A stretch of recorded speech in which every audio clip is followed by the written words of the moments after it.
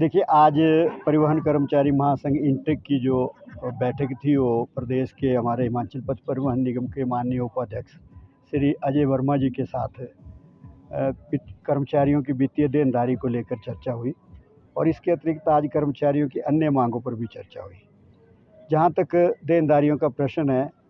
हमारी इस संदर्भ में पहले भी माननीय मुख्यमंत्री जी से मनाली में चर्चा हुई थी और उसके उपरांत माननीय उप मुख्यमंत्री जी से भी चर्चा हुई थी और सरकार का ये मानना है कि हम जितने भी परिवहन कर्मचारियों की देनदारी है, उसको जो है वो एक-एक करके जो है सारी देनदारियों को अदा करेंगे। मुख्य रूप से जो ये देनदारी है, ये पिछली भारतीय जनता पार्टी की सरकार की है और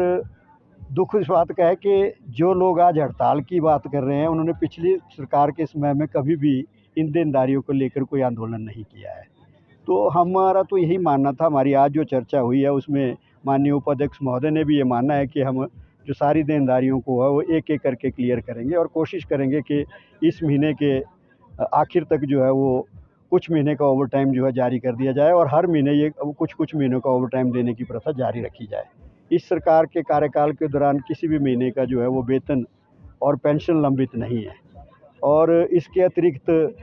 जो देनदारियाँ हैं उसमें ओवरटाइम मुख्य रूप से हमारा लंबित है, जिसको इन्होंने प्रिंसिपली माना है कि उसको वो क्लियर करेंगे। तो प्रदेश की जनता की सुविधा को देखते हुए, आम जनता को होने वाली हड़ताल से असुविधा को देखते हुए आज हमारे संगठन ने ये निर्णय लिया है कि हम जो प्रदेश सरकार द्वारा जो आश्वासन दिया गया है और माननीय उपाध्यक्ष महोदय ने आश्वस्त कराया कि कुछ ही दिनों में कुछ ना कुछ जो है वो ओवरटाइम की धनराशि जो अदा कर दी जाएगी। तो हमारा सभी से निवेदन रहेगा, प्रदेश की जनता से भी हम आश्वासन दिलाना चाहते हैं कि परिवहन निगम के कर्मचारी इस हड़ताल का इंटेक जो है समर्थन नहीं करती है और आने वाले दिनों में हम प्रदेश में जो है परिवहन सुविधा को सुचारू रूप से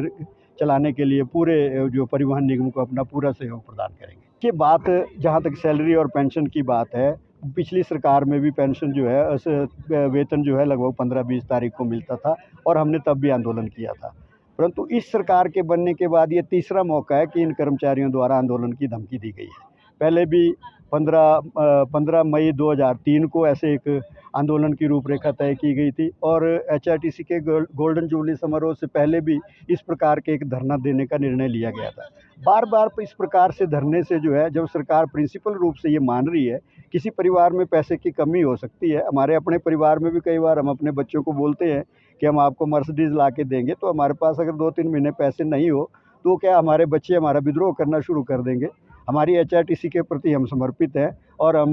धन्यवादी भी हैं इस सरकार के कि इन्होंने जो है वो 700 नई बसें जो है वो हमारे बेड़े में शामिल करने का निर्णय लिया है, जिससे कि एचआरटीसी की जो गुणवत्ता भी बढ़ेगी, नई बसें भी आएगी। तो हम इस प्रकार किसी प्रकार की हड़ताल पर जाने से पहले हम इंतज़ार करेंगे कि सर आज की जो घोषणा की गई है, जो कमिटमेंट की गई है, उसको सरकार पूरा करेगी और हमें पूरा विश्वास भी है माननीय मुख्यमंत्री, माननीय उप मुख्यमंत्री और क्योंकि अभी प्रबंध निदेशक भी हमारे नए ज्वाइन किए हैं, तो हम उनको भी समय देना चाहते हैं कि वो स्थिति को समझे और उसके उपरांत ही जो है हम आगामी कोई निर्णय लेंगे।